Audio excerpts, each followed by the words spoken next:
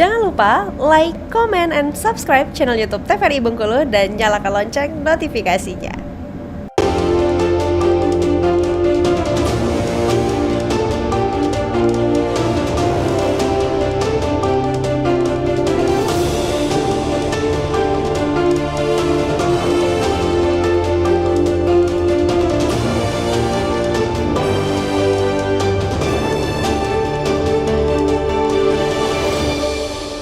Baik, kembali pemirsa di Bendo TVRI Bengkulu untuk kesempatan hari ini tentunya di Senin Awal Pekan, dan kita masih berbincang tentang tema kita yaitu waspada penyakit di musim penghujan dengan narasumber ada Dr. Sela Arini Putri selaku Dokter Puskesmas Kampung Bali dan juga Bapak Joni Haryadi selaku Kadis Kesehatan Kota Bengkulu. Nah, kita kembali berbincang tentunya dengan Dr. Sela dulu nih untuk kesempatan hari ini ya.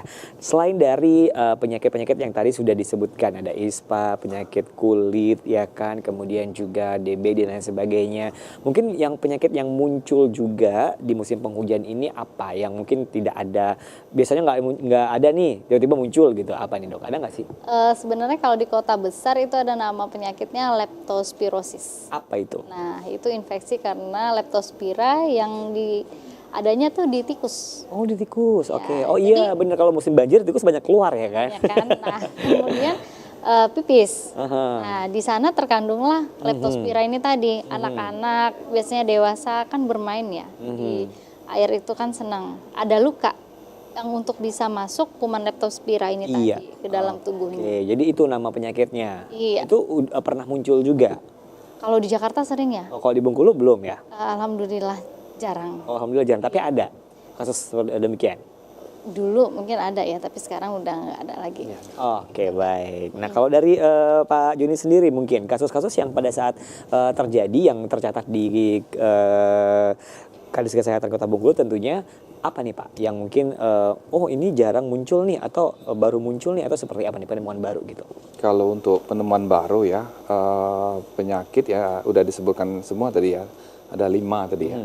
Ada ISPA, kemudian ada DBD, kemudian diare, kemudian penyakit kulitnya, kemudian satu lagi leptospirosis ya, itu. Tapi kalau di Bengkulu untuk leptospirosis kayaknya jarang ya, hampir saya sejak jadi kepala dinas ini belum ditemukan. Oke gitu. Nah, kalau kita yang namanya musim penghujan nih, rentan sekali dengan namanya penyakit yang akan muncul karena mungkin imun yang berkurang atau lain sebagainya. Ada tips nggak sih dari Kadis Kesehatan tentunya untuk menjaga sistem imun atau seperti apa agar tidak mudah terkena penyakit-penyakit pada saat musim penghujan ini sendiri nggak sih Pak?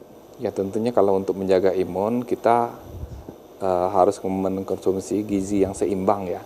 Gizi seimbang, makan sayur, buah segar, kemudian makan makanan yang mengandung vitamin dan protein. Kemudian juga yang tidak kalah pentingnya itu jangan begadang ya, tidur jangan kurang. Tidur jangan kurang dari 8 jam ya sehari. Ya, jadi dengan kurang tidur itu imun itu pasti akan menurun ya. Kemudian juga tentunya kita disampaikan dokter tadi, kalau sudah agar supaya jangan tertular itu kita harus sebelum dan setelah makan itu harus cuci tangan pakai sabun. Itu untuk ininya. Oke, baik. Nah, kita ke Dokter Sela nih. Untuk cara menjaga kesehatan musim penghujan ini gimana sih dok? Ada tipsnya nggak sih? Apakah banyak butuh makan vitamin, makan buah, dan sebagainya?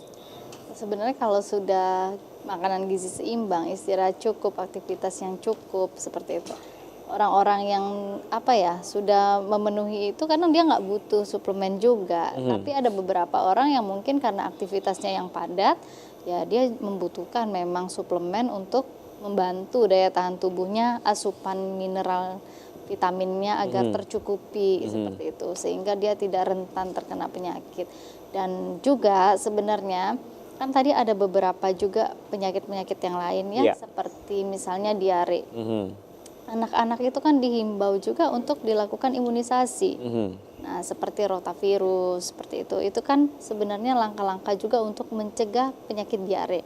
Kalaupun timbul ya tidak terlalu parah.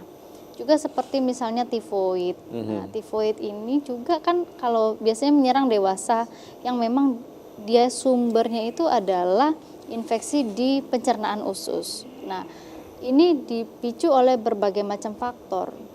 Yang pertama yang pasti dari asupan makanan. Kemudian faktor kelelahan itu juga akan membangkitkan kembali sakit tersebut. Nah, sehingga apabila sedang sakit kita obati, tapi kemudian 2 minggu setelahnya itu kita boleh cek lagi widalnya. Kalau titernya turun, biasanya kita sarankan untuk dilakukan imunisasi. Ada imunisasi vaksinasinya ya untuk orang dewasa. Itu biasanya kita lakukan sekali pemberian, nanti diulang lagi 2 tahun di Jadi orang dewasa ada imunisasinya juga? Ada, kayak gitu. Jadi itu dan alhamdulillah saya beberapa pasien itu signifikan gitu, yang biasanya setahun bisa 3 kali sampai masuk rumah sakit kayak gitu. Alhamdulillah udah 2 tahun ini baik kayak gitu. Tapi ya dengan dibarengi juga dengan pola makannya yang memang harus ya teratur ya. Oke, baik. Nah, kalau musim hujan nih biasanya kan orang-orang banyak itu yang namanya kena penyakit ispa atau juga flu nih. Nah, kalau flu ini sendiri itu emang karena daya tahan tubuh yang berkurang atau karena apa penyebabnya, atau juga mungkin kebanyakan yang terkena flu ini sendiri itu malas buat datang ke rumah sakit atau ke puskesmas. Oh, nanti sembuh sendiri gitu. Nah, itu gimana, Dok? Ya, tadi kan Pak Kadis sudah menyebutkan bahwa di saat musim penghujan bakteri dan virus ini senang berkembang. Ditambah juga dengan faktor daya tahan tubuh orang yang menurun, sehingga sangat mudah virus ini untuk menginfeksi seseorang. Nah, virus ini sebenarnya sifatnya adalah self-limiting disease, artinya penyakit yang tanpa kita obati dia akan sembuh dengan sendirinya. Oh, gitu. Ya, dengan cara ya sebenarnya kita banyakkan istirahat, kemudian cukupkan asupan gizinya, kemudian minum air putih yang banyak. Boleh biasanya membeli obat-obatan ringan yang selama ini ya nggak usah sebut brand ya, Yang mungkin diketahui udah lah ya. pada tahu ya. Nah, tapi kalau sudah 3 hari tidak juga kunjung sembuh, tolong datangi fasilitas kesehatan terdekat khususnya, terutama dokter ya, karena biasanya kalau sudah 3 hari tidak sembuh, warna sekret itu sudah akan berubah dari yang mulanya bening menjadi kuning atau kehijauan. Mungkin kita edukasi dulu sekret itu apa gitu. Lendir ingus Nah, kayak gitu ya, atau dahak kayak Kalau gitu. kita mungkin tahu ya kan, kalau Betul, masyarakat mungkin nggak betul. tahu gitu. Oke. Nah, itu kalau sudah berubah warna, biasanya ini indikasi adanya infeksi bakteri. Nah, kalau sudah infeksi bakteri, kita harus mengobatinya dengan antibiotik. Oke, baiklah, luar biasa. Nanti kita akan ngobrol lagi tentunya dengan Pak Kadis dan juga Dr. Sela. Kita akan jeda pariwara berikut, tetap pemirsa di Bernadette TVRI Bengkulu.